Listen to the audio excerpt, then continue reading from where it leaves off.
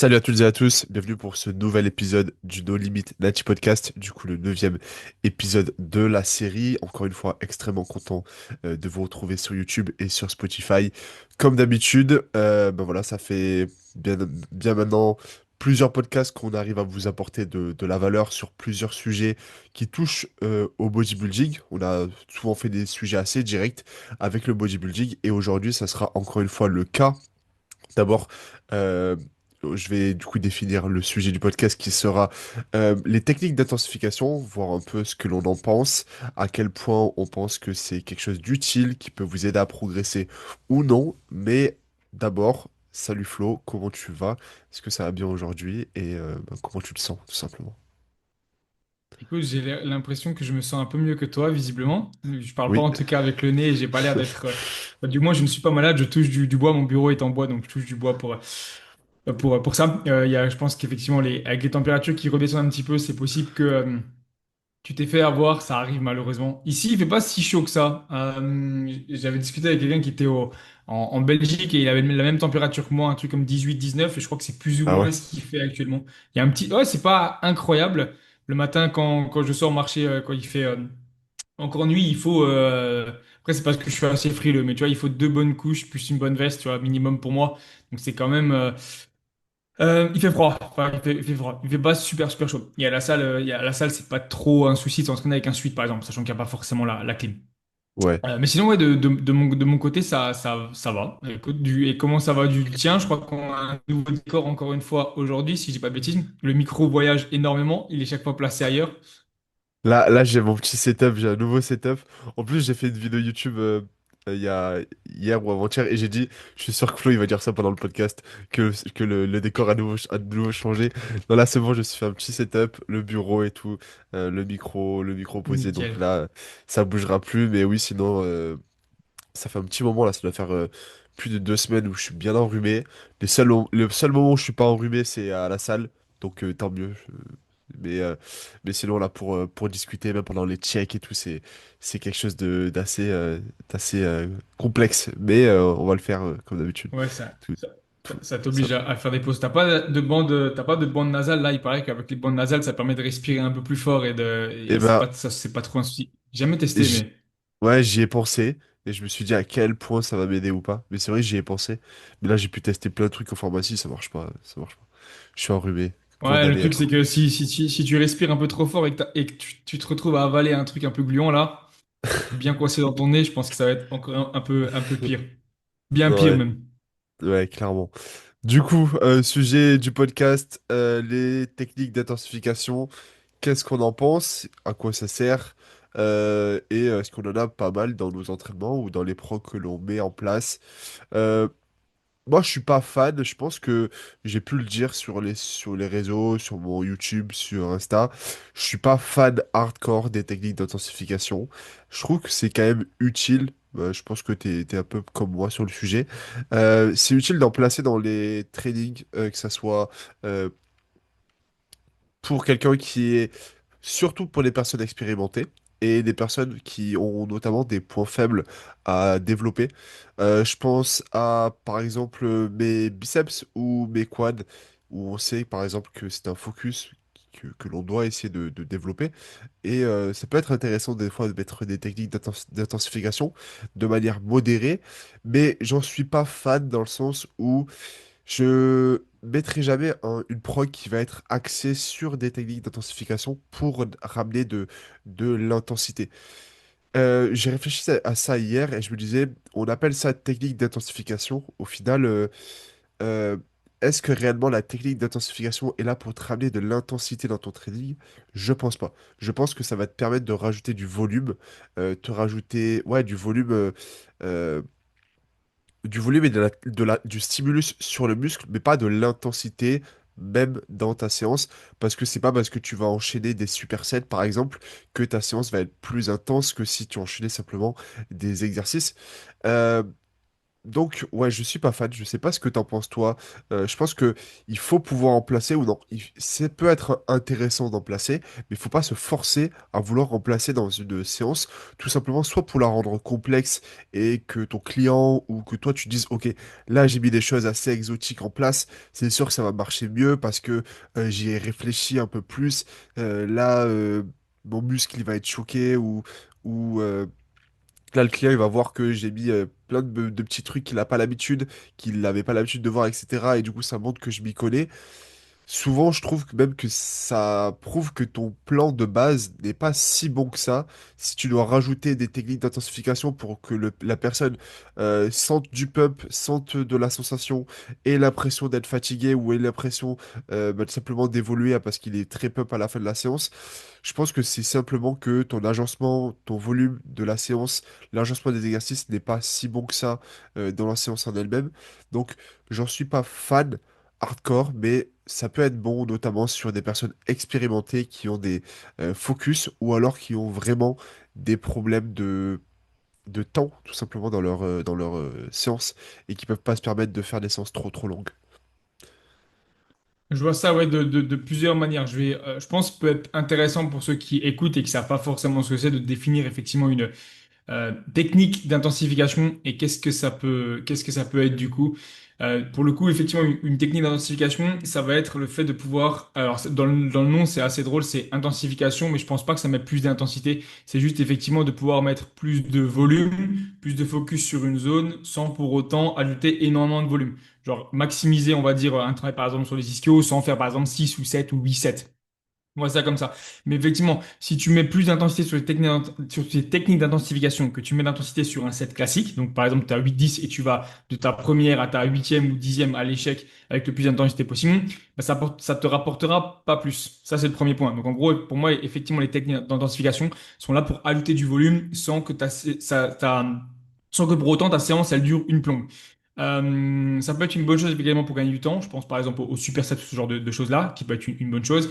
Mais si toute ta prog contient des techniques d'identification, généralement déjà c'est que tu t'entraînes pas assez fort. Et comme tu l'as dit, effectivement, il faut d'abord savoir s'entraîner correctement et vraiment aller à l'échec sur une série qui est simple. Donc une série simple, en gros, c'est vraiment une série classique où tu as ta fourchette de répétition, ton top set, ton back-off, même pas forcément ton top set, ton back-off, ça peut être des triceps comme sur les jambes, comme peu importe. Et tu vas du coup, ce que j'appelle du point A au point B, ou du point A au point Z, peu importe, c'est-à-dire ta première à ta dernière répétition dans ta fourchette de répétition à l'échec. Ça, c'est une série qui est classique. Sans que ce soit un top set, sans que ce soit un back-off, peu importe, c'est une série qui est classique. Et après, sur ça, si tu dois rajouter quelque chose ou non, ça c'est à voir. Si t'es pas capable d'aller sur ça, ça servira à rien de mettre des techniques d'intensification. Et effectivement, les coachs qui rajoutent 1000 et 1000 techniques d'intensification en mode, t'inquiète, là, vraiment, ta prog, tu verras qu'elle va être la plus intense possible et t'es sûr de progression. Et ben, au final, tu seras loin d'être un meilleur coach ou quelqu'un qui prend vraiment le temps de faire une prog réelle sans faire de technique d'intensification, mais en ciblant correctement. Parce que mettre effectivement des techniques d'intensification sur, par exemple, un mouvement qui est pour le upper back alors que tu veux cibler le grand dorsal, bah, t'es pas un coach qui est incroyable, t'es juste un coach qui met des trucs pour donner l'impression qu'effectivement, la séance va être hardcore, ça va brûler tu vas en perdre ta respiration, etc., ou tu auras du mal à respirer, etc., ou reprendre ton Ouais, souffle. c'est ça. Voilà. À Les quel techniques point d'intensification, ça doit être. Ouais, ouais, vas-y, vas-y. à quel point l'intensité, c'est la fatigue ou c'est la proximité à l'échec. Le problème, c'est que quand tu mets beaucoup de techniques d'intensification comme ça, tu vas être fatigué et tu vas te dire, ok, mon intensité, elle a été bonne. Maintenant, à quel point la fatigue joue un rôle dans ta prise de muscle. Au final, quand on parle d'intensité, pour moi, c'est simplement ton rapport à l'échec, à quel point tu as été proche de l'échec, pas à quel point à la fin de la série, à la fin de la série, à la fin de la séance, t'es lessivé. Parce que c'est pas parce que tu seras plus fatigué sur une séance que ben, tes gains musculaires seront plus forts que simplement une séance où tu es peut-être moins fatigué, mais tu as été proche de l'échec sur toutes tes séries. Et c'est ça de l'intensité. C'est pas la fatigue, c'est pas le nerveux, c'est pas en avoir marre, être pump. L'intensité, c'est à quel point tu es proche de l'échec. Et le problème de mettre beaucoup de techniques d'intensification comme ça, c'est qu'en fait, si déjà tu ne sais pas être à l'échec, tu n'arriveras jamais à savoir à quel point tu étais proche de l'échec ou non avec toutes ces techniques d'intensification, notamment bah, sur un superset, à quel point bah, je suis réellement à l'échec sur mon second exercice, à quel point mon premier exercice m'a fatigué et m'a éloigné de l'échec sur mon second exercice. Pareil sur des drop sets par exemple, à quel point je vais m'économiser sur mon premier set avant de passer sur les deux drop sets ou le drop set que j'ai à faire, parce que mentalement je m'économise, parce que je sais qu'après j'ai encore des répétitions à faire, etc. Donc bien dissocier l'intensité que beaucoup de personnes voient simplement comme de la fatigue et être lessivé à la fin d'un set, à la fin d'une séance, et être proche de l'échec. Et la plupart du temps, en fait, les techniques d'intensification vont simplement vous enlever de l'intensité sur vos sets et vous éloigner de l'échec. Et c'est ça au final. L'intensité, c'est simplement le rapport à l'échec. Donc si vos techniques Ça, c'est vrai. d'intensification font que vous vous éloignez de cet échec-là, c'est des techniques de désintensification. J'ai envie de C'est te ça. dire. Après, c'est même pas que question d'échec parce que tu peux être à l'échec de plein de façons différentes. Mais quand tu fais effectivement du bodybuilding et que tu souhaites travailler du coup tes muscles et faire progresser tes muscles, tu veux être à l'échec musculaire. Donc ça veut dire qu'en gros, tu n'es plus capable de faire une répétition vraiment correctement. Donc un zéro RIA, ça veut dire qu'effectivement, si tu es sur les pecs, t'es plus capable de rester bien stable, d'amener tes bras vraiment à la contraction et sur l'étirement au maximum, ou du moins vraiment finir du coup ta contraction. Ça, c'est un zéro arrière. Si par contre, à cause de tes techniques d'intensification ou de ce que tu as mis en place, ton échec il est postural, ou alors il est à cause de ton souffle, parce que tu n'arrives plus à respirer, parce qu'effectivement, t'es allé trop vite, parce que ouais, c'est 5 secondes seulement de repos, etc. Bah, dans ce cas-là, ce sera moins efficace effectivement qu'une séance où tu vas vraiment pas aller pas mettre de technique d'intensification, mais par contre, potentiellement, alors effectivement, tu vas avoir une technique d'intensification où tu vas peut-être avoir 12-7, plus 5, plus 7, plus 8, donc ça va t'amener à quelque chose comme 30, ben ça sera potentiellement moins efficace, même si tu fais plus de répétitions, qu'une série qui est classique, où tu fais que 10 répétitions, mais par contre, à partir de ta huitième, tu commences à en chier, et ta dixième, c'est vraiment la dernière des dernières. Ça, c'est une série qui sera effective, donc c'est une série qui t'amènera beaucoup plus de stimulus musculaire, beaucoup plus de progression musculaire. Et donc, normalement, si tu as bien géré, si tout est OK, tu seras pas à l'échec à cause de ton souffle, tu seras pas à l'échec à cause de ta posture, tu seras pas à l'échec à cause de je sais pas quoi, ta stabilité ou quoi que ce soit. Ça, c'est vraiment aussi ça qui est important. Donc effectivement, faut voir ça comme une technique d'intensification réelle et pas une technique de désintensification comme effectivement la plupart des gens ou la plupart des coachs peuvent mettre en place parce qu'en fait, c'est vraiment tout l'inverse. Quoique, ouais, en vérité, ce sera vraiment une technique d'intensification parce que l'intensité, en fait, elle sera plus haute parce qu'en fait, tu vas potentiellement partir dans tous les sens, manquer d'air, avoir l'impression que tu es vraiment, limite, tu fais du Aerox ou un délire comme ça, tu vois. Mais effectivement, ce sera pas quelque chose qui sera potentiellement une technique de prise de muscle plus rapide ou, du coup, un Oui, volume un c'est peu plus ça. intéressant sur la zone parce qu'au contraire, ce sera tout le contraire. Ouais, c'est ça. Au final, la musculation, est-ce que tu veux simplement avoir l'impression que tu te donnes ou est-ce que tu veux réellement avoir des gains? Et je pense que c'est l'erreur de beaucoup de débutants. Moi, j'ai fait cette erreur-là et je m'en cache pas. Je pense qu'on l'a tous fait. C'est que en début, quand tu commences la muscu, tu essaies de placer des drop sets un peu partout. Tu fais ta première série. T'as l'impression d'être à l'échec parce que tes muscles ils brûlent, du coup tu vas baisser la charge et tu vas renchaîner encore des séries, des répétitions plutôt. Et jusqu'à ne plus en pouvoir. Mais au final, à quel point ça t'a posé des problèmes sur ton nerveux, sur ta récupération, sur le prochain exercice que tu vas enchaîner, sans parler de fatigue, de management de la fatigue, mais et de dire, ok, là, en fait, là, si tu te donnes à 200% sur ce set-là, à quel point tu vas pouvoir te donner sur le prochain set et le prochain exercice. Mais simplement, sur ta récupération globale, si tu enchaînes que des supersets, que des drop sets tout le temps, tout le temps, tout le temps, des dégressives, à quel point sur ta récupération ça va être intelligent parce que bah forcément après on parle de débutant donc je parle du principe où même si tu fais 10 dégressives ton nerveux tu sais toujours pas l'utiliser et du coup tu vas pas avoir de problème pour récupérer mais de manière générale mettre que des dégressives de partout c'est problématique parce que ton nerveux, c'est problématique parce que tu ne sauras jamais à quel point tu as réellement été à l'échec et à quel point tu as réussi à pousser tes premières, je sais pas, ta première série par rapport à la troisième. Mais surtout, surtout, surtout, le problème pour moi des techniques d'intensification, c'est à quel point vous allez pouvoir traquer votre progression sur un exercice avec une technique d'intensification. Si vous avez par exemple, bah, je parlais du superset parce que pour moi, c'est vraiment l'exercice par excellence qui peut biaiser votre évolution et votre progression. Si déjà à quel point que tu peux vraiment te donner sur deux exos qui s'enchaînent comme ça. Pour moi, c'est très compliqué. Souvent qu'un superset s'avèle sur des muscles antagonistes. Enfin, en tout cas, pour moi, c'est. Tu peux l'utiliser aussi en pré-fatigue, mais ça a encore moins de sens à mes yeux. Mais sur, par exemple, deux muscles antagonistes, tu fais les pecs et le dos, à quel point tu vas être performant sur ton set de dos si tu le fais en second par rapport à ton set de pecs si réellement tu es allé à l'échec musculaire. Et du coup, nerveux, très certainement, à quel point tu vas pouvoir te donner sur ton set de dos. Parce que le problème, pour moi, des supersets, le plus gros problème, c'est que les personnes ne pensent simplement qu'à l'échec musculaire et se disent, ok, ben, dans tous les cas, le premier set, en fait, j'ai utilisé mes pecs, donc j'aurai pas de problème à utiliser mon dos sur le second set du superset. Certes, mais il y a toujours la fatigue nerveuse qui rentre en compte. Et beaucoup de personnes ben, l'oublient. C'est à quel point, en ayant allé chercher une répétition de plus, en ayant mis 5 kilos de plus sur ta barre au développé couché, tu vas te cramer nerveusement et tu vas pouvoir au moins égaler tes performances sur tes sets de dos par la suite. Parce que forcément, ton nerveux en aura pris un coup. Et si tu sais t'entraîner, tu sais engager ton nerveux, alors certes, une progression ne passe pas simplement que par le système nerveux, mais le nerveux passera toujours. Et si tu veux progresser, il va falloir faire en sorte également que ton nerveux suive, que tu apprennes à progresser nerveusement, etc. Donc, sur toute performance, ton nerveux a forcément été engagé plus fortement que la semaine dernière, etc. Parce que tu en aurais eu besoin pour performer. Donc forcément, tu seras plus fatigué nerveusement. Si tu es plus fatigué nerveusement, logiquement, tu seras moins performant sur ton second set. Donc ça peut biaiser également ta progression sur le dos si tu performes sur les pecs. Mais ça veut dire quoi? Ça veut dire que du coup, tu t'économises sur les pecs pour être sûr et certain d'être performant sur ton dos. Encore une fois, ça va biaiser du coup ton évolution sur les pecs.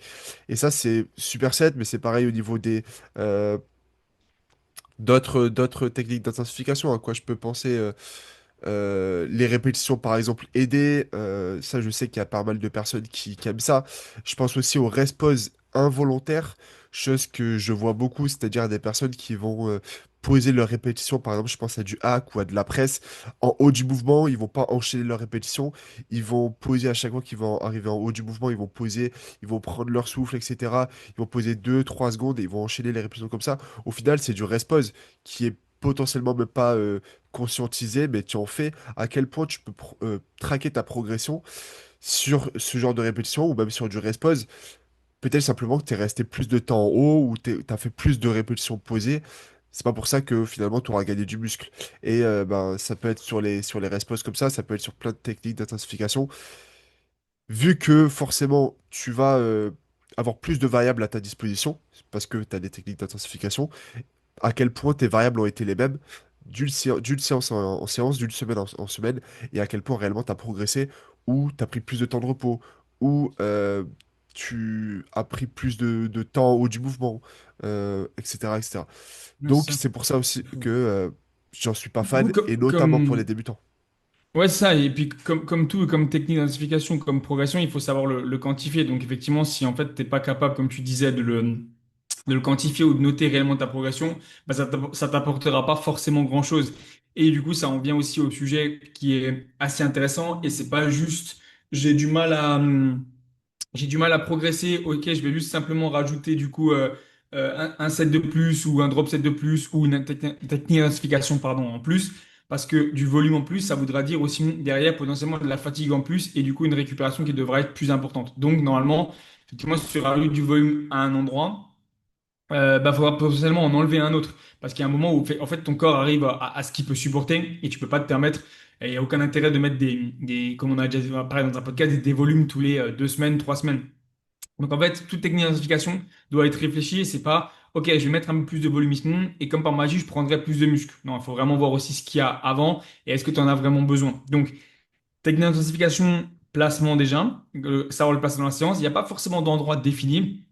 Tu peux le placer en début de séance comme tu peux le placer en fin de séance. À savoir qu'en début de séance, potentiellement, il faut que tu sois sûr de terminer toute ta séance. Donc, si jamais effectivement tu le places en début de séance, ça veut pas forcément dire que c'est mauvais si tu n'arrives pas à finir ta séance, mais ça veut potentiellement dire qu'il y a quelque chose dans la séance qui est en trop. Donc, soit c'est la technique d'intensification, soit il y a trop de sets, soit il y a trop d'exercices, soit tu récupères pas. Soit tu te laisses pas assez de temps pour récupérer, etc. Donc il y a ça aussi. Ça peut être intéressant de le placer au milieu selon l'exercice que c'est. Ça peut être intéressant de le placer également à la fin. En fait, il n'y a pas vraiment d'endroit défini. Ouais, L'important, c'est juste que tu sois capable de l'encaisser correctement et qu'il soit utile plutôt que contre-productif. Effectivement, technique d'intensification et pas de désintensification ou du moins de faire perdre pas du muscle, mais du moins du volume dessus. Donc en fait, il y a vraiment tout ça. Toujours se dire que c'est pas tout bête et tout con. Le bodybuilding ou la musculation, c'est pas genre, ok, je progresse pas sur ce muscle-là, donc qu'est-ce que je fais? Ajouter du volume. Non, c'est ça. Tout le monde aurait 77 sur ses pecs. Tout le monde aurait des pecs plus gros que ceux d'Arnold Schwarzenegger. Pareil pour les bras, etc. et tout ce que tu veux. Donc du coup, ça marche pas comme ça. Il faut toujours le faire intelligemment, progressivement, voir ce qui marche, voir ce qui marche pas. Se laisser aussi du temps de savoir réellement euh, comprendre et réussir à progresser avec des techniques simples.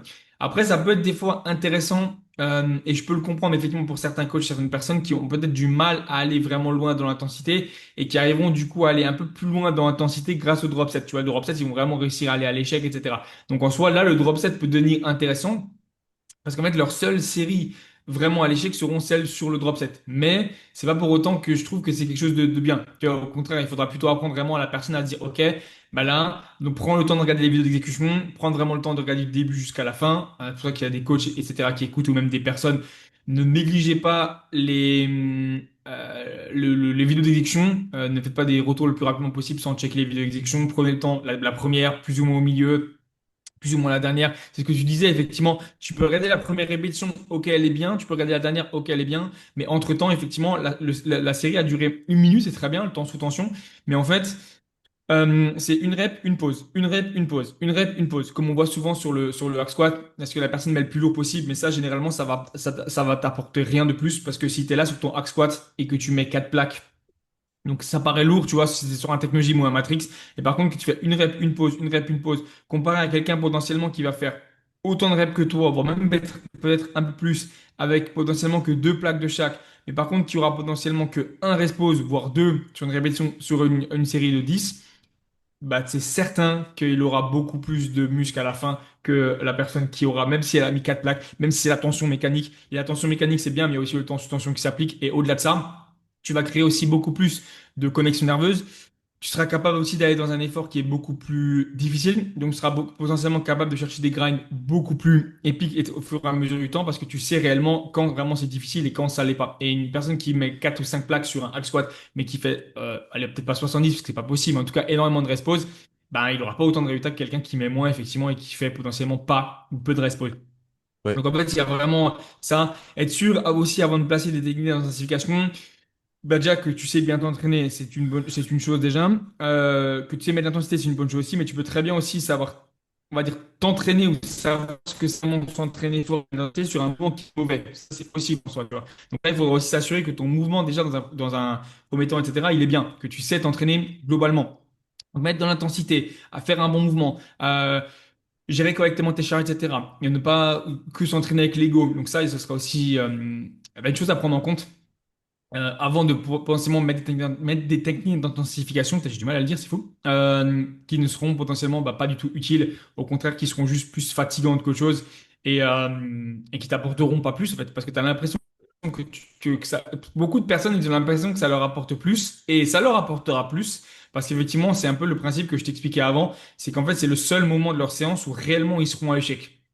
Donc, ils vont faire, imaginons leur leg curl, drop set fois un ou 2, et ils vont faire du coup 8 reps sur leur drop set, mais ils en ont encore 10. Puis ensuite, ils vont enchaîner du coup sur un drop set derrière où ils vont mettre moins, et là, ils vont aller faire peut-être 4 ou 5 répétitions, mais qui seront réellement à l'échec avec le poids qu'ils ont. Donc, du coup, bah voilà, ce que tu fais sur ton muscle est très bien, c'est ce que tu as besoin. Et ils vont enchaîner du coup derrière avec encore un peu moins de poids, cette fois-ci encore 5 répétitions et du coup bah, qui seront à l'échec, et bah, ça va compter, tu vois, ces 5 répétitions-là vont compter. Donc en fait, ça va leur apporter du muscle, mais c'est pas de cette façon-là qu'on veut vraiment apporter du muscle parce qu'au-delà de ça, ça reste quand même du souffle qui peut être plus compliqué parce que tu prends pas forcément le temps, parce que souvent ils rushent le drop 16, de la stabilité aussi et surtout même en général du travail sur les articulations qui peut être un peu plus extrême que ce que normalement les articulations sont capables d'encaisser.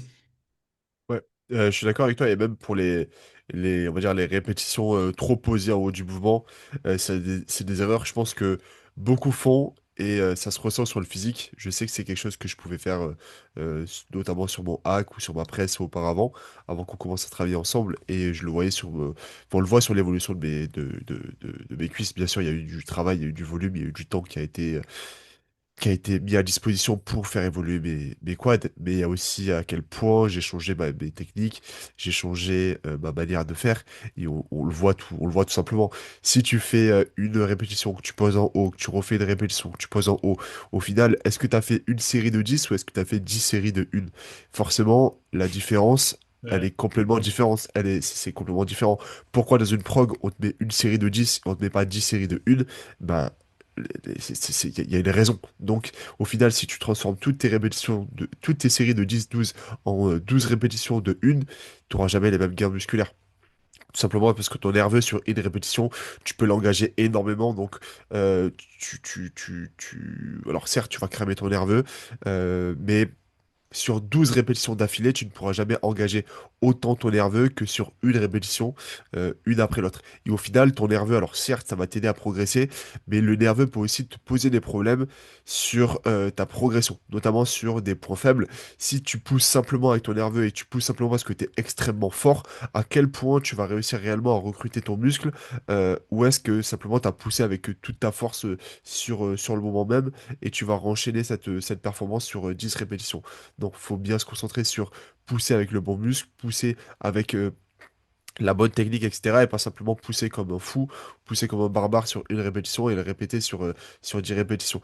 Donc, ça, c'est sûr et certain que ce soit au niveau des techniques d'intensification ou au niveau de la technique de manière générale, ça peut poser des problèmes et être sûr et certain que vous faites d'abord les bons mouvements avant de vouloir rajouter de l'intensité, etc. Maintenant, au niveau de quand est-ce que vous... Ou de l'intensification, effectivement. Ouais. Rendre une À- série plus intense, en fait, il n'y a pas forcément toujours besoin si déjà t'es pas à intense fait de base, c'est ça. simplement. Et si tu ne sais pas rentabiliser une série classique, tu ne pourras jamais rentabiliser un drop set parce que la fatigue que tu vas en ressentir lors du début de ton drop set, en fait, tu vas le bâcler. Au lieu de faire, tu aurais pu réellement, si tu savais contrôler ton nerveux, si tu savais contrôler ton souffle, etc., tu aurais pu sur ton drop set faire 8 répétitions, mais tu vas être tellement à bout de nerfs, tu vas tellement être essoufflé, donc également à bout de nerfs, que tu vas en faire 3. Et au final, bah, tu auras placé un drop set qui n'aura pas été rentabilisé. Ça va juste te coûter de la fatigue nerveuse plus qu'autre chose. Donc, encore une fois, c'est très simple, mais avant de vouloir placer des techniques d'intensification, sois sûr de masteriser ta technique, de savoir aller à l'échec, de savoir gérer ton souffle, de savoir gérer ton nerveux. Et ton souffle est hyper important dans la gestion du nerveux. Si tu ne sais pas gérer ton souffle, je parle de gros exercices polyarticulaires, mais on peut parler d'isolation également, forcément tu vas être essoufflé, forcément tu vas augmenter ton rythme cardiaque et forcément tu vas arriver à l'échec nerveux avant d'arriver à l'échec musculaire. Et donc forcément tu vas écourter tes sets, pas parce que tu es à l'échec musculaire, mais parce que t'en peux plus et que tu as envie de simplement, tu peux plus, tu es obligé de lâcher. Donc ça, c'est une première chose. Ensuite, comment placer ces techniques d'intensification? On a parlé du coup des choses où j'étais pas forcément adepte. Bien sûr, je suis quand même plutôt fervent de certaines techniques d'intensification, comme par exemple des rest pause ou des supersets, euh, ou des drop sets plutôt, sur des points faibles et notamment sur des exercices d'isolation. Je conseillerais toujours de placer plutôt des techniques, ce genre de techniques-là, sur des techniques, sur des machines, sur des exercices plutôt d'isolation qui vont te permettre d'être stable et donc de pouvoir enchaîner ensuite sur des techniques d'intensification qui te permettront de garder cette stabilité-là. Par exemple, si tu veux enchaîner un drop set sur du rowing, à quel point, avec la fatigue que va te coûter déjà tes premières répétitions, on va dire classiques sur ton rowing, la fatigue, du coup, t'engendrer beaucoup d'instabilité, à quel point tu vas pouvoir faire un drop set tout en ayant une bonne stabilité, sans casser ta forme, etc. Alors que sur une machine, normalement, si la machine est bien faite, si tu exécutes déjà bien le mouvement, et ça c'est ce que je disais tout à l'heure, même avec un drop set, tu pourras garder de la stabilité, tu pourras garder du coup de la force, tu pourras garder une bonne technique, et tu ne seras pas obligé de casser ta technique, de casser ta forme, te mettre en danger ou tout simplement ne plus travailler le muscle ciblé, euh, tout simplement pour mettre une technique d'intensification. Et ça peut être le cas sur beaucoup, notamment faire des drop sets sur un développé couché. Si réellement tu as été à l'échec à la barre ou aux haltères, si réellement tu as été à l'échec sur tes premières séries, à quel point tu vas réellement pouvoir contrôler ton mouvement pour continuer à prendre dans les pecs et ne pas prendre dans les épaules. Notamment si tu as un retard pec. Forcément, plus tu vas être fatigué, plus l'exercice est instable, plus tu vas commencer à pousser avec tes points forts, tout simplement parce que le corps est feignant, et du coup, il va vouloir pousser avec ce qu'il peut, ok? Et simplement utiliser le moindre effort. Et ça, ce sera toujours le cas. Donc, si tu es sur un mouvement hyper instable, que t'es déjà allé à l'échec sur ta série classique, et ensuite tu dois enchaîner par exemple un drop set, un drop set x1 ou un drop set x2, tu seras beaucoup plus fatigué, ta technique va en pâtir, tu ne vas plus pousser avec le muscle voulu, et en fait, encore une fois, ta technique d'intensification, elle va ne servir à rien à part te procurer de la fatigue et te casser du nerveux, mais tu n'auras pas plus de stimulus sur le muscle. Donc, de manière générale, quand tu places une technique d'intensification, faut que toujours tu te demandes à quel point je vais réussir à la rentabiliser pour avoir plus de stimulus sur mon muscle. Si c'est juste de la fatigue, si c'est juste du nerveux en plus, ça ne sert à rien. Donc, elle serait certain que tu l'utilises sur des machines que tu vas pouvoir garder ta technique, que tu vas pouvoir contrôler ton nerveux, que tu auras assez de nerveux encore une fois par la suite pour pouvoir faire de bonnes répétitions, que ce soit sur des responses, que ce soit sur du drop set ou quoi que ce soit. Donc, privilégier pour moi l'exercice d'isolation stable sur ce genre de série. Et c'est un peu la même chose aussi, c'est une technique qui est un peu moins je pense qu'on peut qualifier ça de technique d'intensification qui est un peu moins courante, ça va être les répétitions de 100 répétitions, enfin les séries de 100 répétitions, qui peuvent être intéressantes, je trouve, plutôt. J'en ai jamais vraiment programmé, je l'ai jamais utilisé pour moi, mais je trouve que c'est quand même intéressant pour les personnes qui ont des gros points faibles, notamment sur des exercices, sur des muscles, plutôt qui vont être faciles à isoler, notamment bah, tes deltoïdes, tes biceps, tes triceps, potentiellement tes quadriceps, faire des séries de 100 pour être sûr et certain d'apporter beaucoup de connexion nerveuse, beaucoup de sang, et tout simplement plus tu ressentiras ton muscle et plus par la suite, sur des séries plus courtes, plus lourdes, ça sera facile de les utiliser parce que tu auras créé beaucoup plus de connexion nerveuse sur le muscle et plus tu as de connexion nerveuse, plus tu peux l'utiliser facilement, en tout cas plus tu peux le recruter facilement. Maintenant, est-ce que c'est intelligent, encore une fois, d'utiliser ce genre de séries longues sur des muscles type enfin, un muscle du dos, n'importe lequel, sur les pecs, etc. Non, parce que au plus tu vas être fatigué, encore une fois, au plus tu vas commencer à tirer, à pousser avec d'autres muscles que tu ne veux pas recruter. Et au final, tu fais 100 séries sur les pecs parce que tes pecs, c'est un point faible. Et ben peut-être que tes 20 premières séries,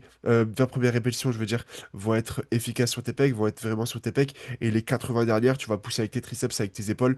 Parce que souvent, quand on a un retard pec, on a un point fort épaule, on a un point fort triceps également. Ça peut être pareil sur le dos. Si ton point faible, c'est les lats, peut-être que tes 10 premières répétitions, ça va être sur les lats. Et le reste, tu vas tirer avec tout ce que tu as, c'est-à-dire tes biceps, tes trapèzes, tout. Ok?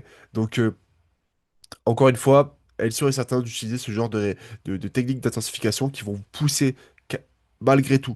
Si on cherche quand même à avoir plus de stimulus sur le muscle, c'est quand même des techniques qui vont vous pousser à être plus fatigué. Et donc, elle serait certaine que cette fatigue-là n'empiète pas sur votre technique et sur le stimulus que vous pouvez mettre sur le muscle, tout simplement. C'est ça, c'est ce que tu disais, hein. C'est bien choisir ses exos en plus de bien choisir ses techniques d'intensification.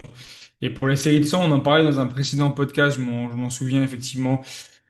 Pas forcément ce que j'ai l'habitude de mettre en place, mais voilà, comme toute technique d'intensification, ça peut être, ou technique en général, ça peut être intéressant si certaines personnes ressentent bien ou arrivent à créer plus de connexion nerveuse dessus. L'important, c'est juste d'avoir quelque chose qui est intelligent, raisonné et qui, tu es sûr, te permettra tout simplement de progresser. Je pense que c'est le plus important. Euh, au-delà de, au-delà de juste simplement mettre des techniques d'intensification. C'est juste ce que je dirais pour compléter. Mais t'as plutôt bien résumé. Ouais, faut que ce soit vraiment quelque chose d'intéressant plutôt que juste quelque chose qui est mis comme ça en pensant que ce sera magique. Alors, je Ouais, reste sur ce qu'on disait au début, c'est si tu es capable d'avoir une série simple et d'envoyer une série simple très loin, bah, tu seras capable du coup d'envoyer une série avec en plus de ça potentiellement effectivement bah, un respo ou quoi que ce soit encore plus loin effectivement. Le but des techniques d'intensification, c'est que tu aies déjà une bonne série et que tu l'envoies du coup encore plus loin en termes de stimulus que ça peut apporter, en termes de volume sur la zone en général.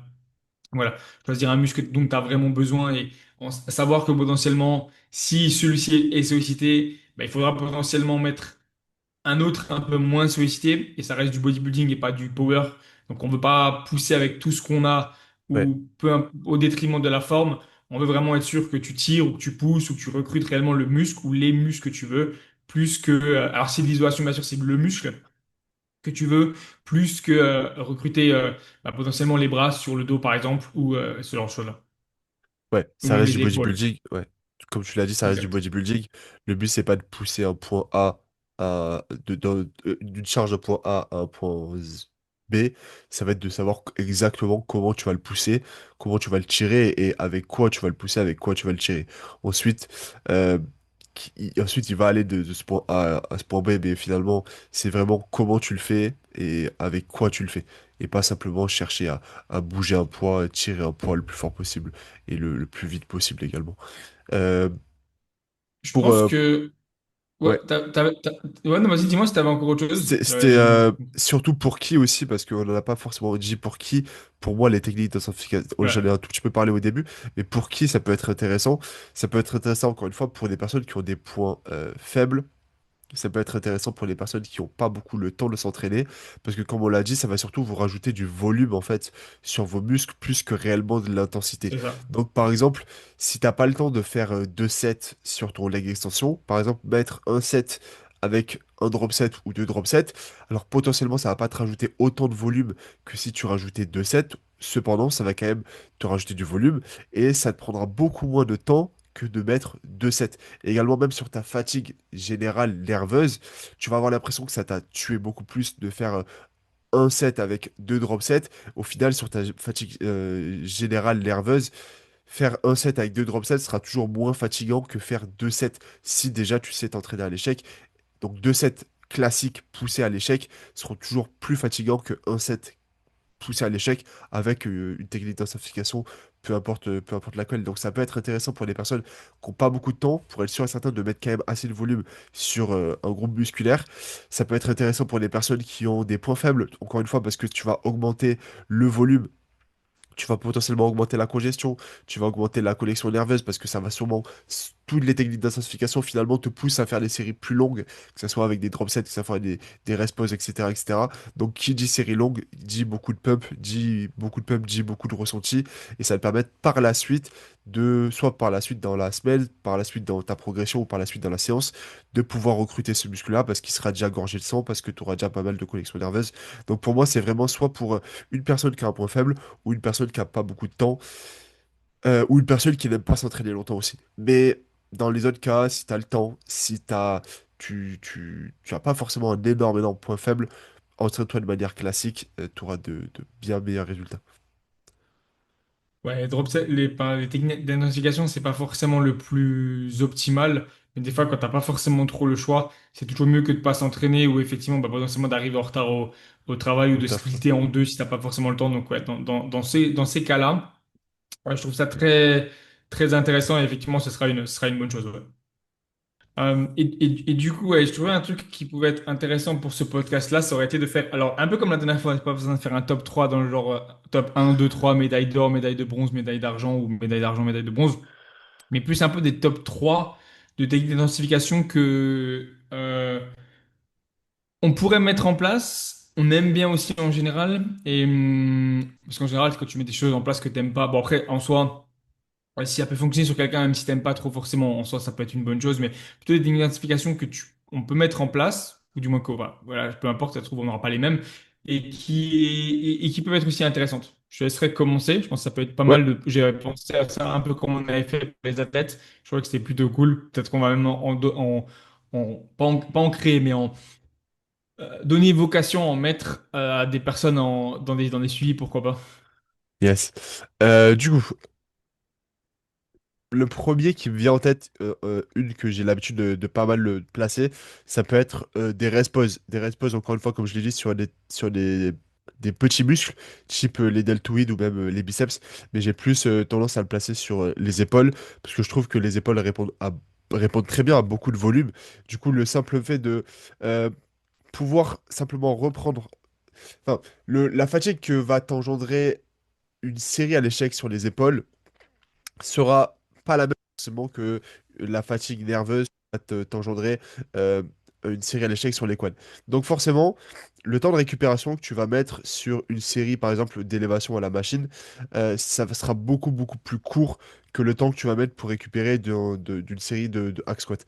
Donc, tu vas pouvoir facilement, ou en tout cas beaucoup plus rapidement, repartir sur un set ou sur des répétitions qui vont être qualitatives en termes d'exécution, en termes de stimulus et de connexion nerveuse, sur des épaules, par exemple. Donc, pouvoir prendre très peu de temps de repos, par exemple, un rest pause, souvent ce que je recommence entre 5 et 8 secondes de repos. Tu fais ta série à l'échec, tu gardes la même charge que tu avais au début, tu prends 5 à 8 secondes de repos et tu repars sur le maximum de répétitions que tu puisses faire tout simplement avec la charge de base avec laquelle tu as été à l'échec.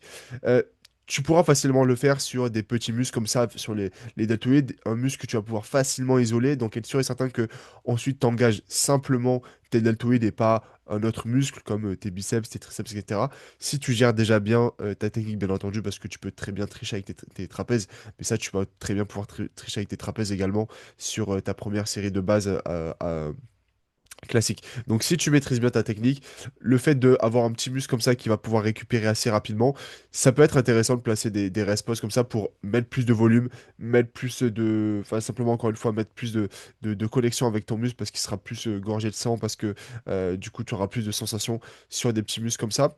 Euh, donc les rest pause sur des Ouais, petits c'est des muscles rest pour pauses moi. conscientisés. Des Ouais, oui respos bien sûr. conscientisés où tu sais vraiment que tu vas les mettre, tu fais pas exprès de t'arrêter. Ouais, j'avais aussi celui-ci. Je trouve que c'est pas mal comme truc.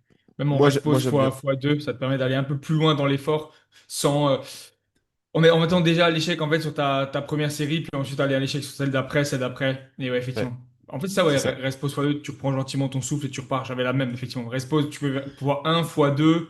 Au-delà, après, ça commence un peu à faire beaucoup, mais sur les épaules, typiquement, c'est vraiment un bon truc, quoi. Les quads, ça peut faire mal, mais sur des délégations, ça peut être pas mal. Ouais, après, il y Totalement. a bien sûr les drop sets, j'aime beaucoup, notamment bah, sur des quads ou même sur, par exemple, des bras, même les épaules. Ça va être un peu le même principe finalement qu'un rest pause. Simplement, là, tu vas pouvoir potentiellement aller faire plus de répétitions, notamment sur des muscles qui peuvent très rapidement hypertrophier, comme par exemple les quads.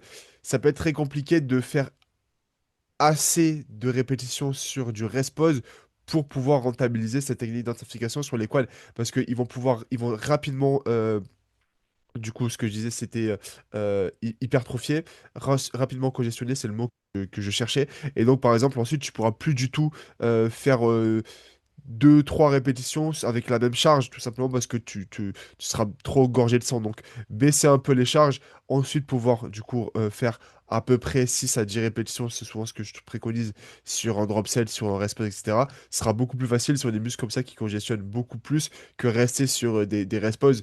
Au final, c'est la même chose qu'un rest pause pour moi, c'est simplement le fait que tu vas descendre ta charge et du coup que tu pourras faire plus de répétitions ou en tout cas aller chercher assez loin dans une fourchette de répétition avec du coup une charge plus basse plutôt que taper sur du 2-3 répétitions si tu étais resté sur la même charge. Donc c'est le même principe, simplement baisser sa charge pour être sûr et certain de pouvoir faire assez de répétitions ensuite sur ta série d'intensification qui va suivre.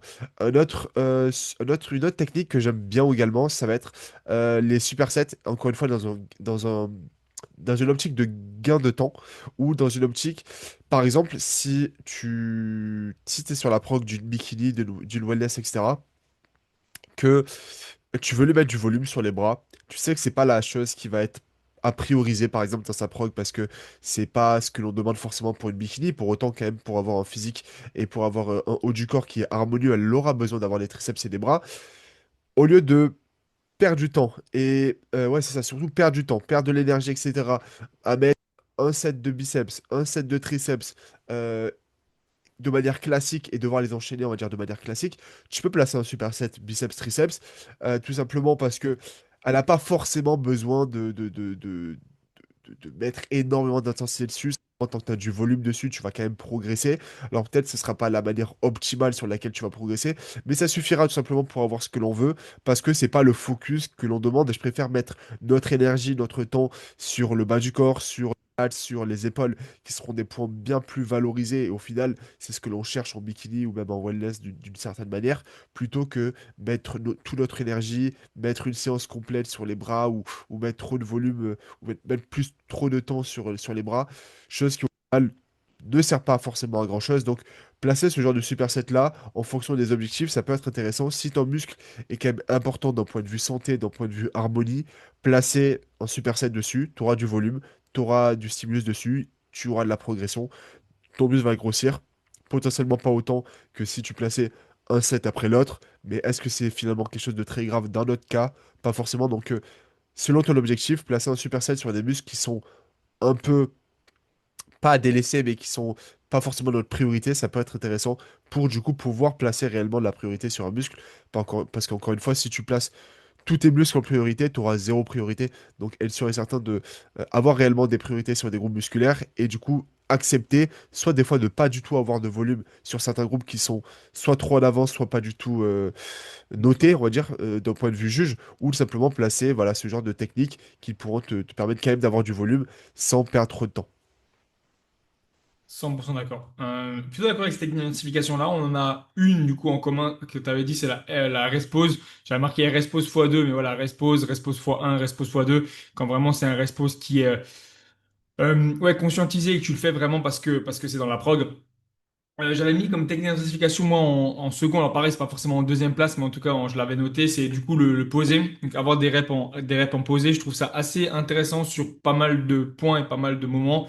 Si potentiellement, des fois, sur des mouvements de hack squat, il y a tendance à avoir beaucoup de rebonds en bas de mouvement, donc beaucoup de rebonds dans le genou, des potentielles douleurs au genou, vraiment de la pression qui s'accumule. Ça peut être intéressant de faire du posé, donc vraiment un vrai posé où tu descends, tu fais un 2 par exemple, et ensuite tu remontes entre 1 et 2 secondes, ça dépend, mais sans vraiment chercher à te poser sur la sécurité ou perdre la tension. On veut vraiment garder la tension dans les quads, mais juste vraiment poser. Donc tu mettras potentiellement un peu moins lourd, mais encore une fois, temps sous tension, tension applicable sur les muscles et les articulations en général, connexion nerveuse, etc. Ça va être beaucoup plus intéressant. J'aime bien aussi mettre par exemple en place sur, alors pas forcément le dos en général, mais plutôt par exemple sur les pecs, quand vraiment on veut être sûr de les recruter, donc sur des mouvements par exemple d'incliné ou de coucher, où tu as vite tendance quand tu mets trop lourd à changer un peu de direction quand tu remontes.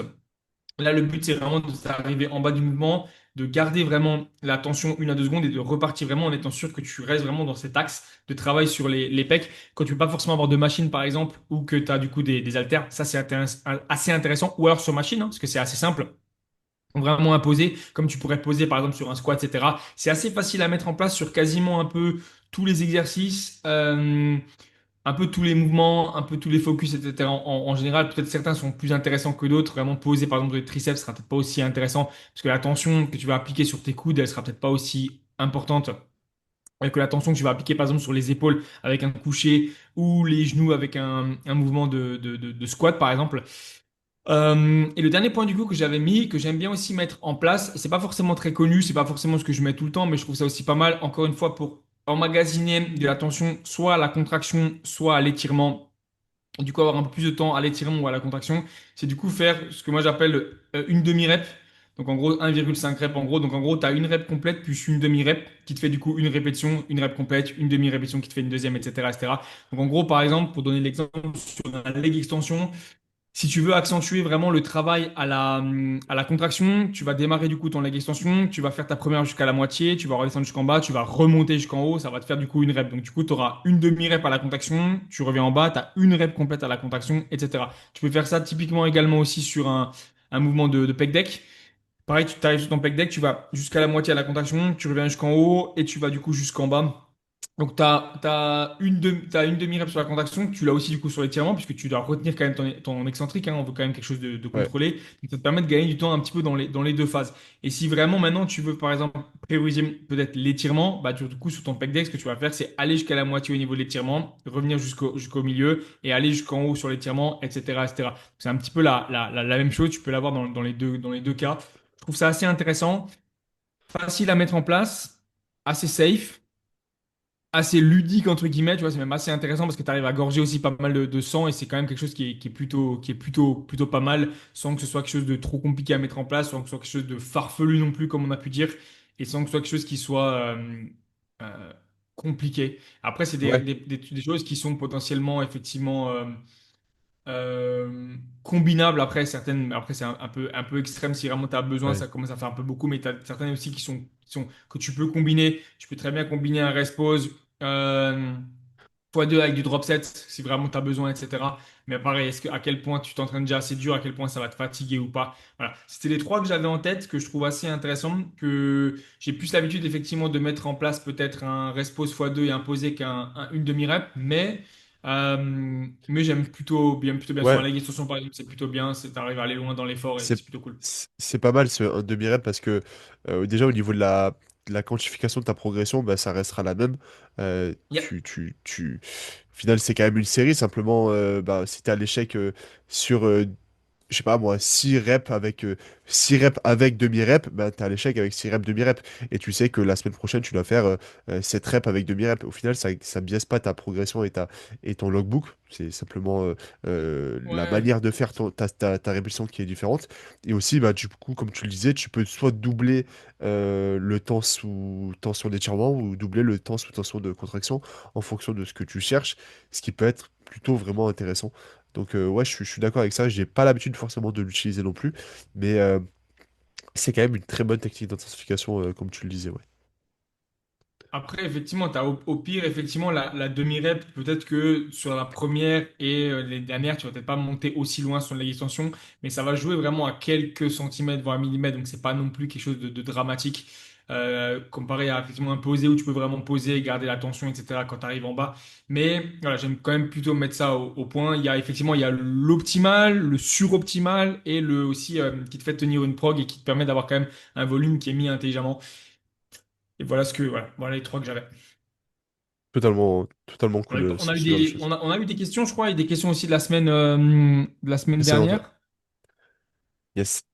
On peut passer à, je sais pas si tu avais encore autre chose. Je crois que tu as dit les trois, on peut passer à ça si jamais. Ouais, on peut passer à la question que tu as eue du coup cette semaine, si tu veux, et après on traitera les questions qu'on n'avait Ouais, pas faites la j'avais semaine dernière. eu une question assez intéressante du coup je pense que c'est Louis du coup le prénom. Du coup, c'était en deux parties, mais comment répartir stratégiquement un total calorique de 3200 calories? J'ai l'impression que c'est un problème de maths, tu sais. Tu sais, tu dois avoir les bonnes infos et les mauvaises infos. Donc, comment répartir Lou- stratégiquement un total calorique de 3200 calories en déficit sur 5 ou 6 repas? Donc, déjà, c'est où? Bon, alors, c'est pas trop grave. Avec 15K step, sachant que je m'entraîne à 6 heures du matin. Je sais pas si tu vois le truc, Ça fait vraiment problème de maths. produit en croix, etc. Euh, je sais pas, je pense qu'on a déjà pas mal répondu un petit peu dans. Alors, c'est toujours bien de rabâcher, etc., parce que c'est quand même assez important de mettre au mieux. Je crois qu'on a pas mal répondu à ce genre de questions-là, etc. Pour, si j'y réponds comme ça, pour moi, que ce soit une prise de masse ou une sèche, en tous les cas, au niveau des calories que t'as, donc déjà, effectivement, en déficit c'est ça, déficit à 3200 calories, effectivement, c'est à cause de ça. Donc déjà, très bien, c'est cool d'être en déficit à Ouais, 3200 vraiment. calories. Tout le monde ne peut pas l'être. Ça dépend si c'est un déficit agressif ou pas, ça dépend de la taille que tu fais, bien sûr. Que tu aies 3200 calories, que tu aies 2800 calories, que tu en aies 1900, en tous les cas, si tu veux progresser, tu veux conserver de la masse musculaire ou en gagner, l'objectif, ça restera toujours l'entraînement. Donc en gros, il faut que tu aies assez avant, il faut que tu aies assez pendant, donc potentiellement des calories liquides pendant, et il faut que tu aies assez après. Donc ça veut dire vraiment se concentrer au maximum sur ça. Alors, je dis pas la moitié de tes apports non plus, mais un tiers de tes apports qui est vraiment focus au niveau de l'entraînement, ça me semble plutôt pas mal. Effectivement, là, si tu as 3200, ça te laisse de la marge. Tu peux facilement viser un bon 1200 à jusqu'à 2000 calories à peu près pour ton entraînement, au grand mot. Et du Ouais. coup, ce qu'on va viser, c'est quand même rester assez proche de l'entraînement ensuite. Donc potentiellement, on vise à avoir assez de calories en pré, des calories en intra, assez de calories en post et profiter du repas qui suit le post-workout pour qu'il soit encore assez, pas volumineux, mais que tu aies quand même encore assez de glucides, de protéines. Et après, progressivement, quand ça descend, se concentrer un peu plus sur avoir un peu des glucides encore, un peu aussi des lipides, même si on n'en veut pas forcément trop avant d'aller se coucher. En gros, ce que tu vas prioriser pré-workout, c'est glucides, protéines, un peu de lipides même s'il faudra quand même en avoir aussi un peu. Post-workout, glucides, protéines, avec un peu de lipides quand même, des glucides en intra. le repas post-workout, tu peux commencer, le repas après le post-workout, pardon, tu peux continuer à concentrer bien sûr sur les protéines, les glucides, avoir peut-être un peu plus de lipides que ce que tu avais avant. Et progressivement, quand la journée avance, tout dépend effectivement comment est la faim et tout dépend comment est ton dernier repas. Mais si tu as par exemple 4 repas, j'en ai dit quoi? J'en ai dit un, 2 avec l'intra, bon, je pense qu'il ne le compte pas, donc un, 2 avec le pré. 3 avec le poste, pardon, 3 avec le repas après, et du coup ça t'en laisse encore entre 2 et 3. Bon, après, tu as de la marge. Sur les derniers, tu as plutôt de la marge, ça dépend comment est ta faim et où se situe ta faim. Si tu arrives ensuite à tenir un ou deux repas avec un peu moins de glucides, en priorité par exemple des protéines et des lipides, et que le dernier repas, du coup, avant d'aller dormir, tu préfères avoir un peu plus de glucides, c'est pas forcément une mauvaise chose. Je veux pas que ça explose non plus toutes tes calories, mais bon, vu ce qui va te rester, ça va être un truc comme 600, 500, donc c'est pas énorme. Et ce qui te permettra au pire d'avoir du coup des glucides pour du coup bah, ton lendemain, puisque tu t'entraînes assez tôt le matin. Donc en gros, je verrais ça comme ça. Des protéines de façon répartie sur la journée, c'est obligatoire. Des protéines qui vont être, des protéines du coup, ouais, des glucides qui vont être focus au niveau de l'entraînement, des lipides qui vont être focus plutôt un petit peu après l'entraînement, mais pas forcément non plus trop le soir, parce que le but, c'est pas trop de lipides, c'est pas forcément bon non plus. Et voilà, ouais, c'est plutôt bien comme ça. Même si tu Ouais. t'entraînes à 6 heures le matin, essaye quand même d'avoir quelque chose dans le ventre, c'est quand même assez important. Donc au moins un bon repas, après, bon, vu que tu vas quand même vu que tu as quand même 3 200 calories, au moins minimum 30 minutes avant, quitte à ce que ce soit un truc liquide, mais il faut quand même, tu vois, on veut pas le vieux, euh, juste la banane, quoi. Surtout pas. Enfin, ça, c'est vraiment le truc, même si effectivement, t'as pas le temps. T'as meilleur temps encore de te faire un truc en mode banane avec un shaker de protéines ou alors effectivement un truc mixé avec de l'avoine, etc. Une banane et des protéines plutôt que partir en vitesse comme ça juste avec une banane dans la voiture le matin et une barre de je sais pas quelle marque. Ouais. Il disait qu'il s'entraînait le matin, du coup, lui, ou pas du tout? Ouais, ils s'entraînent à 6 heures le matin. 6 heures Ok. du mat, c'est pour ça en gros, en vrai, il faut vraiment focus le matin quoi. C'est vrai. Ouais. Et c'est quelque chose dont je vois beaucoup de personnes, et notamment sur la perte de poids, qui ne veulent pas manger le matin parce qu'ils voient ça comme une perte de temps. Ne pas aller également à la salle en ayant le seul but de perdre des calories. Et c'est aussi ça l'optique. Il y en a beaucoup qui veulent pas manger le matin. Ils se disent, mais pourquoi je vais manger le matin? Dans tous les cas, ensuite, je vais aller perdre des calories. Oui, mais le corps fonctionne pas comme ça. Dans tous les cas, c'est pas la dépense calorique que vous allez mettre sur séance de musculation qui va vous faire perdre du poids. C'est à quel point vous allez prendre de la masse durant cette phase de sèche finalement, parce que sur les débutants, c'est largement faisable, mais surtout sur toute votre routine. Les pas que vous allez mettre, votre dépense calorique au quotidien sera bien plus importante que votre séance de sport. Votre séance de sport, elle sera là surtout pour être sûr et certain, soit vous continuez à prendre du muscle, soit vous êtes sûr et certain de ne pas perdre de muscle. Et pour être sûr et certain de soit prendre du muscle, soit de perdre du muscle, vous allez avoir besoin d'énergie pour être performant à l'entraînement, et c'est les performances qui vont dicter à quel point votre sèche va être réussite. Parce qu'au final, le reste de la dépense, ça va être les pas, ça va être ce que vous faites dans la journée, à quel point vous êtes assis, à quel point vous êtes debout, votre total calorique qui va dicter votre déficit ou non, mais c'est pas votre séance. Ne cherchez pas à faire les séances les plus longues ou les plus typées HIIT ou avec le plus de cardio pour perdre forcément du fat, parce que c'est pas vos séances de musculation qui vont vous faire perdre du fat. Les séances de musculation, elles vont être là pour vous faire prendre ou garder votre muscle, donc elles sont certaines d'avoir un pré-workout qui vous donne, comme tu l'as dit, assez de glucides et assez de protéines pour être performant et ne pas cataboliser, même si c'est un grand mot et qu'on le sait maintenant que c'est quand même assez compliqué de cataboliser, à part vraiment si c'est dans le désert et ça fait un jour que t'as pas mangé. Donc, elle serait certaine d'avoir un pré-workout qui vous permettre quand même d'être assez performant, donc avec assez de glucides et des protéines. Et également, pareil, au niveau du post-workout, avoir assez de glucides et avoir assez de protéines pour tout simplement récupérer au mieux. Elle sort, soit vous construisez du muscle, soit vous en perdez pas. Donc ne cherchez pas à moins manger autour de l'entraînement en pensant que du coup, dans tous les cas, vous allez brûler des calories. Donc les calories que vous avez mangées, ça va être une perte de temps parce qu'il va falloir les rebrûler durant l'entraînement. Donc ça fonctionne pas comme ça. Vous n'allez pas à l'entraînement de musculation pour perdre des calories. Pareil au niveau de l'intra, beaucoup de personnes commencent à mettre de côté leur intra-workout durant la sèche parce que du coup, ils ont moins de glucides. Comme tu l'as dit, le plus important, c'est l'entraînement, c'est la nutrition péri-training. Donc, votre intra-workout, si vous avez déjà l'habitude d'en consommer, continuez à en consommer. Potentiellement, si vous êtes vraiment bas en calories, mais c'est pas le cas ici à 3200, continuez à garder votre intra-workout pour rester performant sur vos entraînements. Ensuite, sur le reste de la journée, notamment si tu t'entraînes le matin, place tes lipides sur les grandes fenêtres de temps qui va te rester pour être sûr et certain que tu n'es pas trop faim parce que forcément les lipides vont ralentir ta digestion. Donc tu auras potentiellement moins de satiété. Bon, ça va atténuer ta satiété et donc pour le reste de la journée, ce sera peut-être plus facile de ne pas avoir faim et de tenir sa nutrition si ben, forcément tu places plus de lipides pour ne pas avoir trop faim. Donc ne place pas trop de lipides sur le début de ta journée si tu t'entraînes. Et c'est la même chose le soir.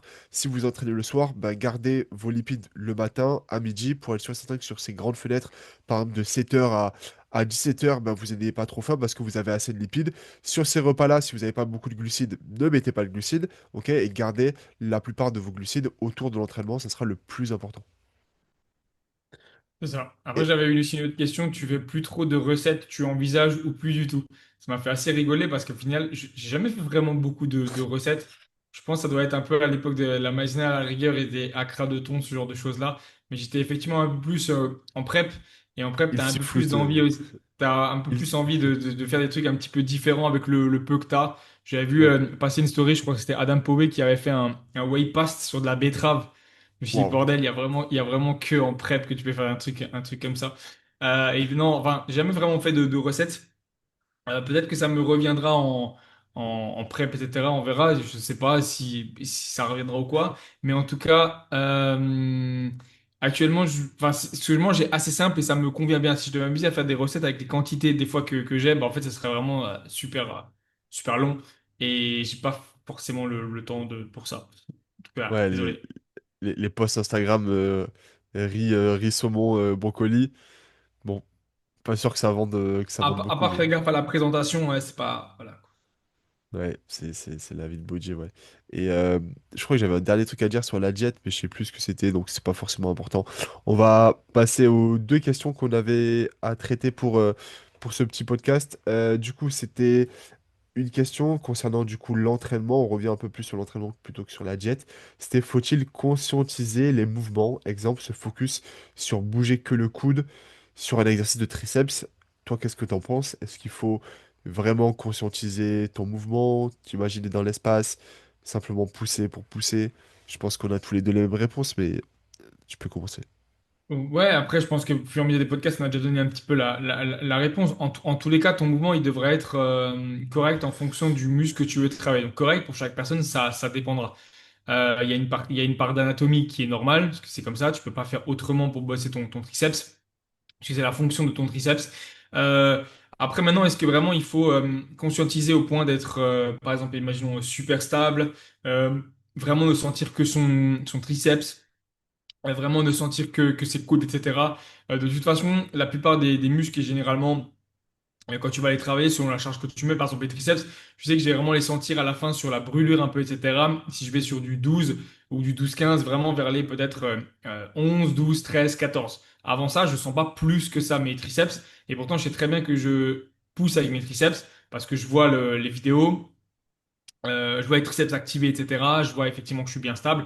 Donc en fait, si tu as besoin de réfléchir à est-ce qu'il faut conscientiser ou pas, c'est peut-être que du coup, il y a trop lourd et du coup, tu manques aussi un peu de stabilité. En tous les cas, il faut être sûr du mouvement que tu fais, mais de là à vraiment être sûr de réfléchir, etc., ça dépend du temps de pratique que tu as. Je sais qu'au début, quand j'ai commencé à bosser le dos, je ne sentais pas plus que ça. Maintenant, dès que je vais commencer à faire ne serait-ce que n'importe quoi, juste mettre un poids et mettre mon dos en étirement, bah, je vais sentir tous les fibres de mon dos s'activer et vraiment se mettre en place. Et encore plus après quand je vais faire le mouvement.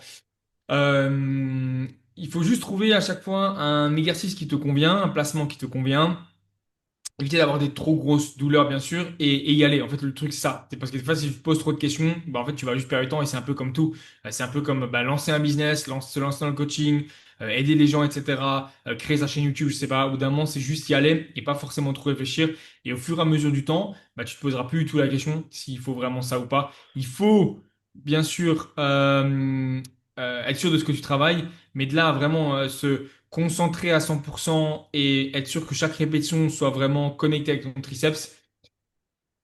On en parlait dans un autre podcast avec effectivement la connexion que mettait Arnold Schwarzenegger dans ses bras, oui, mais il faut aussi au bout d'un moment y aller juste simplement et chercher à mettre une surcharge progressive sur le muscle. Ce sera beaucoup plus intéressant et beaucoup plus important que juste simplement s'imaginer être sûr que dans l'espace, ton coude bouge ou ton coude est bien. Parce qu'après ça, de toute façon, tu t'en rends compte au fur et à mesure et tu as les vidéos aussi pour le vérifier. Ouais. Ouais, je suis assez d'accord avec toi. Je pense que, notamment sur, encore une fois, des mouvements où tu as énormément de mal, type RDL, là, on parle de complètement autre chose. Conscientiser là ton mouvement, pour moi, ça reste quand même assez important parce que je le vois beaucoup de personnes. euh, Si simplement tu cherches à faire ton RDL comme ça, ok, faut que je tire mes hanches en arrière C'est avant ça. d'abaisser mon dos, c'est- et tu vois que les personnes progressent pas. Donc dans ce cas-là, oui, tu t'imagines pendant que tu fais le mouvement, reculer ta hanche le plus loin, le plus loin, le plus loin possible. Ça peut être intéressant, quitte au début à faire quelques séances où tu ne vas pas chercher forcément la performance, où tu vas chercher vraiment à te focus sur ta technique et t'imaginer dans l'espace, ça peut être toujours une bonne chose. Je sais également, sur des sets de chauffe, ça peut être mon cas sur des muscles que j'arrive pas à sentir, type mes quadriceps, où j'ai énormément du mal à faire de la connexion nerveuse avec eux, parce que c'est tout le temps mes fessiers finalement, mes points forts et points faibles qui vont prendre le dessus. Sur mes sets de chauffe, où vraiment là, je vais essayer de euh, aller très très lentement, m'imaginer mes quadriceps, mes genoux avancés, avoir une grosse flexion de genoux, mes quadriceps commencer à la pousser au lieu de simplement pousser en bas du mouvement comme une brute. Notamment actuellement, je suis sur un squat à la Smith, donc forcément, euh, si j'imagine pas mes quadriceps pousser en premier, je sais pertinemment que c'est mes fessiers qui vont prendre le dessus peu importe si ma technique ou quoi est bonne. Donc en bas du mouvement, notamment sur mes sets de chauffe, je m'imagine vraiment engager ma poussée avec mes quadriceps et rien d'autre. Forcément, je garde ça que sur mes sets de chauffe, sinon mes performances sur mes top sets et mes back-off, enfin sur mes séries de travail, seront absolument bah, pitoyables, j'ai envie de dire. Et l'attention que j'aurais mis en concentrant mon focus simplement sur mes quadriceps sera certainement plus basse que simplement si j'avais essayé au maximum de garder une bonne technique, mais que j'étais quand même allé me donner à fond, quitte à engager un peu plus mes fessiers. Mes quadriceps, dans tous les cas, vont intervenir, étant donné que j'ai une grosse flexion de genoux. Certes, peut-être mes fessiers prendront un peu plus le dessus par moment, mais j'aurai quand même beaucoup plus à gagner de faire une bonne technique et de me donner à 200% plutôt que vouloir à tout prix, tout prix, tout prix me concentrer à 200% sur engendrer une flexion de genou avec que mes quadriceps, commencer la pousser simplement avec mes quadriceps. Et finalement, j'en discutais avec un client qui a d'excellentes techniques, mais pour autant, il a énormément du mal à progresser sur beaucoup, beaucoup de mouvements parce pour moi, se concentre beaucoup trop sur sa technique et veut l'avoir absolument, la garder, la garder de manière chirurgicale. Et par moments, a du mal à euh, mettre de l'intensité, ou en tout cas aller à fond dans son intensité, si sa technique n'est vraiment pas parfaite ou chirurgicale. Encore une fois, ta technique varie dans le temps, ta technique ne sera jamais parfaite. Lorsque tu augmentes un peu, par exemple, de 5 kilos ou 10 kilos sur ton rowing, bah, potentiellement les premières séries, les premières séances, tu auras une technique qui va être un tout petit peu cassée parce que forcément c'est plus lourd. Faut que tu t'habitues au niveau nerveux et mental de soulever, de tirer cette charge-là, mais ta technique va rapidement revenir si ta technique était déjà bonne de base. Donc, te concentrer seulement sur avoir une bonne technique et directement quand je commence un peu à casser ma posture, j'arrive à l'échec posturel, j'arrête. Non, pas forcément.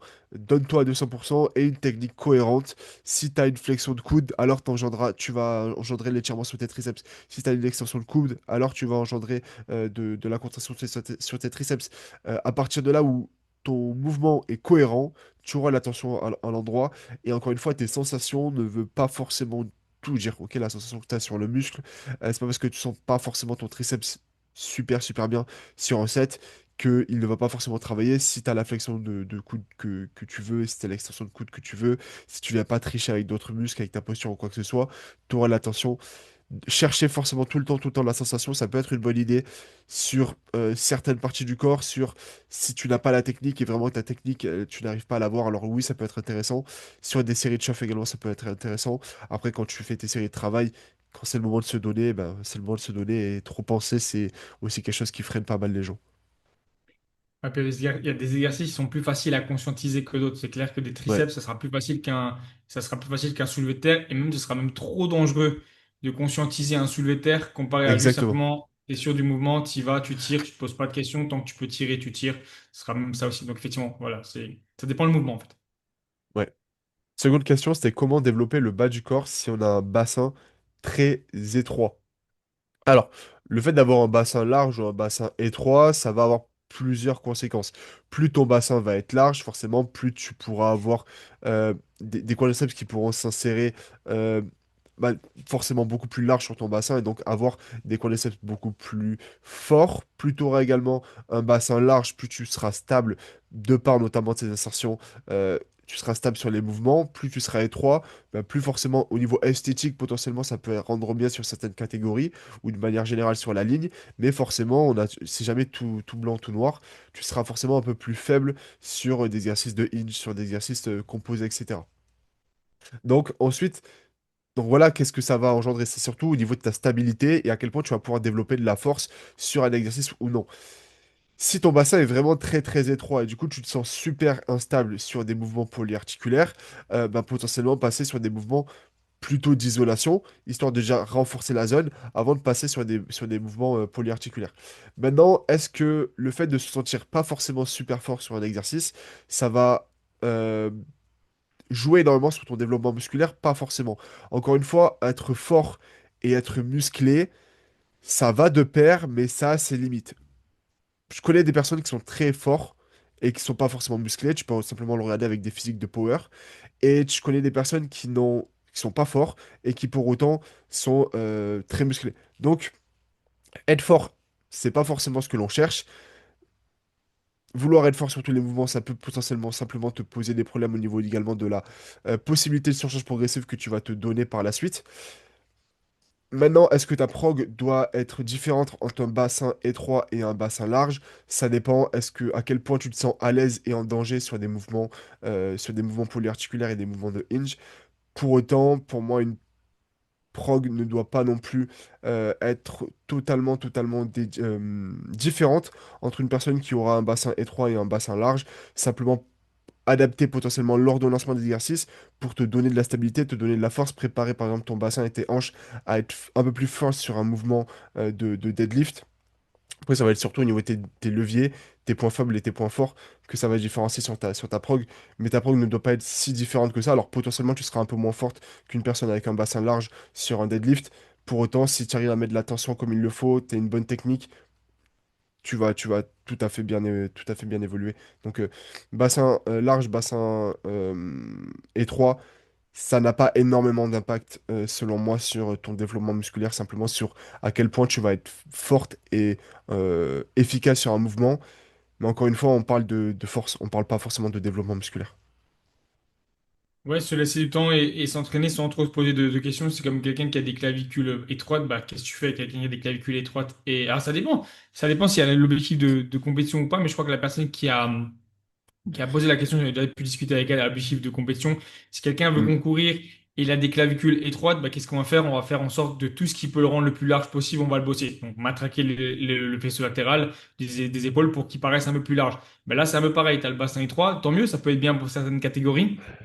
Donc, soit revoir la catégorie là où tu veux concourir. Peut-être qu'effectivement, bah, si c'est une catégorie, par exemple, wellness, bah, ça te prendra plus de temps pour développer des gros jambes, mais ça va être un peu plus compliqué que si tu avais un bassin légèrement plus moyen. Par contre, en figure, bah, ce sera peut-être plus intéressant, parce que figure, on veut vraiment un gros V et quelque chose de large. Donc, si tu as un bassin assez fin, c'est bien. Pareil aussi pour bikini. Et sinon, simplement, c'est juste bah, tryhard. Tryhard, et au bout d'un moment, bah, que tu le bassin étroit, que tu le bassin large, si tu t'entraînes fort au niveau des jambes, les jambes progresseront. Il n'y a pas forcément d'excuse sur ça. Travaillez bien. Vous allez essayer de travailler un peu aussi tout ce qui est fessier.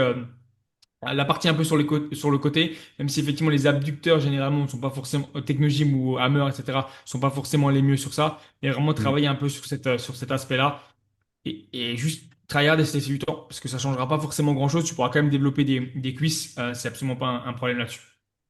Yes, totalement d'accord. On arrive Ouais. à la fin de ces questions, à la fin de ce podcast. Merci encore une fois de nous avoir écoutés. On va continuer bien entendu les podcasts dans les semaines qui vont arriver. Là, du coup, bah, on a enchaîné deux semaines de podcast. Ça nous fait, enfin moi en tout cas, ça me fait du bien. J'aime bien ce format-là. On va continuer bien sûr ce format. Donc si vous avez des questions, n'hésitez pas comme d'habitude à poser vos questions dans les commentaires YouTube, dans les commentaires Spotify, sur les boîtes à questions qu'on peut mettre du coup toutes les veilles de podcast. Donc c'est souvent tous les vendredis sur Instagram ou tous les samedis. Donc abonnez-vous également à notre compte FloPTR sur Instagram et Florentin.tf sur Instagram. C'est là où on met les boîtes à questions, qu'on relaye directement avec le compte Instagram du No Limit Nati Podcast. On met également des extraits du podcast toutes les semaines dessus sur le compte du podcast et sur nos comptes perso. Donc n'hésitez pas à nous suivre. Également, si vous voulez plus de conseils, discuter avec nous également, n'hésitez pas en DM Insta, c'est toujours un plaisir. Et puis voilà, simplement on se dit à très très très vite pour de nouveaux podcasts avec des sujets qui vont changer. Et bien sûr, si vous avez des sujets, n'hésitez pas à nous les demander. Ça peut être toujours intéressant d'aider la majeure partie des gens et le plus de gens possible. Salut à tous.